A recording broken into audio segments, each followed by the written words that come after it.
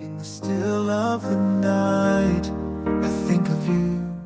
Her phone beeped. She was going to ignore it, thinking it was Stanley. But when she saw her mom's name, she took the phone. Her mom wanted to know how she was doing. She missed her and wanted to see her. How did her mom know there's that time to send a text? How did her mom know that she needed her? Oh yes, she needed her mom. All her life, she had always been able to tell her mom almost everything. But since she met Stanley, she had lied to her about all the important events in her life. Her mom needed to hear the truth. She needed her wisdom before she sat down with Stanley and ended their marriage. One thing she didn't want to do, though, was go with Jeremiah and David. If this marriage was going to end, then she needed to prepare to return to how it was. She had to return to the time when she didn't need bodyguards, platinum credit cards, or bulletproof cars. Getting away from the guards was not going to be easy at all, she reasoned, searching for a strategy to escape. Just then, one of the guys in her team walked in with a document, and an idea suddenly occurred to her. "Hey," she began casually, "may I borrow your car?" She saw confusion setting on his face, and his eyes quickly darted to her bodyguards, just right outside her door. Sometimes it is very choking having them follow you around 24/7. I can imagine. But are they not for your protection? Your husband is a very powerful man. She could hear reluctance in his voice. I am only going to see my mother, and I don't want my husband to know about it. Please, she added. I don't want any trouble, Zai. I promise you, you won't get into any trouble. I'll be back before you know it. Besides, if any trouble arises, which I don't foresee, I will take all the blame. And he reluctantly unhooked his car keys from his belt and gave her. She smiled her thanks. The next step, she thought, would be outsmarting Jeremiah. She didn't need much to visit her mother for a few hours. Then she laughed sadly. She couldn't believe she was most likely going to her divorce settlement dinner. She got up from her chair agitated. She needed to do this, have a moment of peace in her house before her whole world came tumbling down all around her. She took out her wallet and stuffed the car keys and house keys inside. This way, no one would suspect she was leaving the building. She was successfully on the road, driving towards her house, feeling quite proud of herself. For a few moments, she felt free and happy. Then she remembered her visit to her mom was not going to be a happy one. She had some confessions to make. Knowing her mother, she was going to get an earful, but in the end, her advice is one thing she could count on. She got to her mom's house. She knew her mom would not be back by then, but she needed a few minutes to herself. She walked into the living room. How she missed this house. The whole house was clean, neat, and smelled really nice. Her mother had a knack for cleanliness and orderliness. She walked into the kitchen and opened the refrigerator for a drink. She took out a bottle of water and glanced at her watch. She didn't want to be late for the dreadful dinner with Stanley. Her mom should be home any moment. She left the kitchen, meaning to go upstairs to her room. She could even get ready for dinner from here. Most of her clothes were still here. This way, she could just rush to the office, drop off her colleague's car, and let Jeremiah take her home without anyone the smacker. She opened the kitchen door and was about to leave. "Hey, how did you come in?" she began, smiling. Before she knew it, the person grabbed her. She tried to struggle, knocking a few of the dining chairs down. One of the dishes on the table fell down and shattered. The intruder managed to place a white handkerchief over her face and she slumped, and all her struggling stopped. Stanley entered the house. He was quite early. The day was turning out to be an important one in his life. The house was very silent. Summer was not yet home, and he was not expecting her home for another 2 hour stops.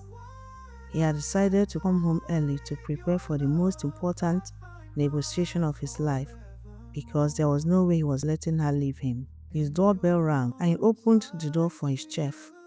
He invited him to prepare dinner. The chef was carrying 2 bags of groceries and he led him to the kitchen. "Do you have all you need?"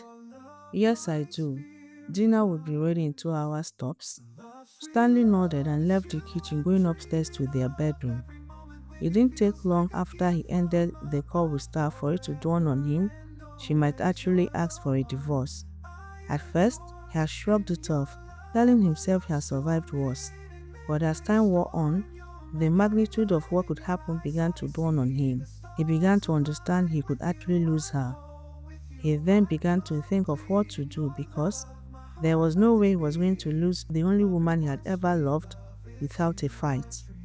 Just as he realized that, he also realized that a civil restaurant date was not going to save his marriage. A candlelight dinner at their balcony overlooking the ocean seemed like the best idea. In the privacy of their own house, they could fight, argue, agree, disagree, and then make up. They could let out all their pent-up emotions.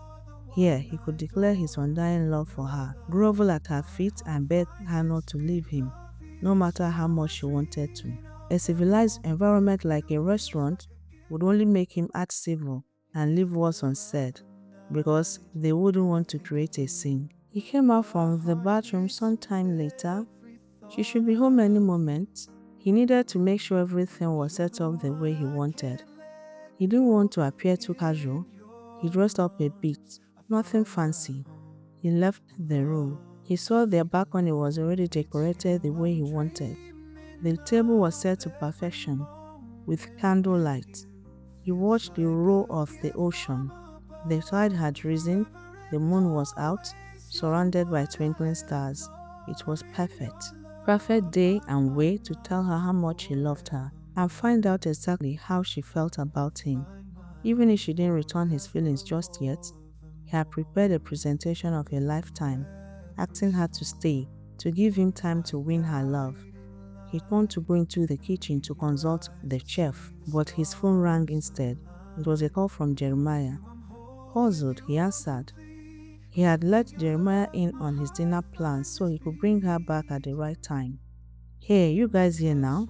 He asked Jeremiah as he made his way to the kitchen. Then he stopped. Say that again.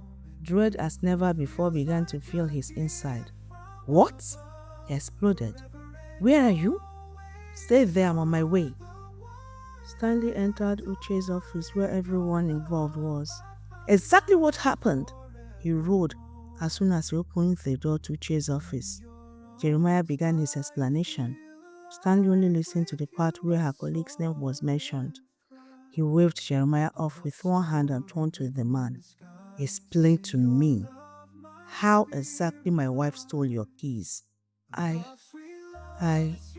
She stole them when the man gave a frightened yelp as Stanley grabbed him by the neck. I swear to you, if you lie to me one more time, my face will be the last thing you would ever see. He threatened in a low but terrifying voice. Calm down, Stanley, Uche said behind him. He is lying and you know it. He is not going to be able to tell you the truth if you are cutting off his air supply. Stanley let him go and the man fell to the floor coughing. The truth now. She asked me to lend her my car to go to her mom's place. She didn't want you to know. You know you could have cleared up this air long ago if you had just told me the truth earlier. Pray to whomever you believe in she's at her mom's place, because if not... Stanley left, followed closely by Jeremiah and David. Keep me updated, Uche said to him and he nodded. Uche turned to the man still on the floor. You are to remain with security till this is cleared up. For the part you played and your lies, you are fired. Take him away, he said to his security. Stanley arrived at Star's house. He saw her colleague's black Mercedes truck parked outside, indicating that she came to her mother's house and was still there. He came down from the car just as Joy was coming down from hers. Good evening, Mom, he greeted. He had taken up to calling her mom after she asked him to. Stanley? What a surprise! How is Summer? Is she alright? Yes, I came to pick her up. She said she needed a few things. I was wondering about the black car there. You will stay for dinner? She invited, leading the way to her door. He was trying to come up with an excuse to turn down her invitation when she turned around to face him. So dinner? Yes, as far as Summer is up to it, he agreed. She tried to open the door but it was ajar. Quite unlike her to leave the door open, Joy commented. Stanley could feel dread like never before creep up his spine as they opened the door and walked in. She should be upstairs. Joy headed to the kitchen. Stanley began to climb the stairs. Somehow he couldn't shake off the dread that had filled up his insides. He opened the door and found it empty. Deciding against giving in to fear, he checked the bathroom and she was not there. Where could she be? Refusing to give in to the sheer horror inside of him. Stanley! Stanley! He heard his mother-in-law screaming. He rushed downstairs to the kitchen. But before he could reach the kitchen, he saw Joy standing looking at the dining table, or what was left of it. They both stood there, shocked beyond words. In front of them were clear signs of struggling. There were shards of glass everywhere. A few of the dining table chairs were upturned. Her wallet was on the floor. So was her phone, lying some distance away from the signs of trouble. Stanley staggered a bit. He felt like he was going to faint, his vision blurred. He was going to faint.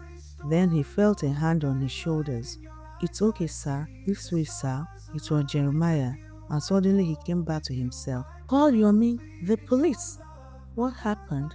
What's going on? He heard Joy ask frighteningly. He realized he couldn't fall apart himself.